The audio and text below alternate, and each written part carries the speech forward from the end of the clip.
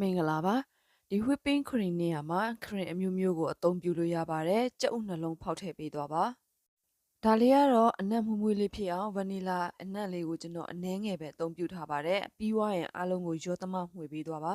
အချို့အတွက်ကျွန်တော်ပြားရည်ကိုအသုံးပြုထားပါတယ်ပြားရည်မသုံးချင်ဘူးဆိုရင်တကြားကိုအသုံးပြုလို့ရပါတယ်ပေါင်မုတ်ကိုအခုလိုမျိုးအလဲကောင်ကနေဇွန်းလေးနဲ့အားလေးထည့်ပြီးတော့ဖိပေးသွားပါအလဲကောင်မှာ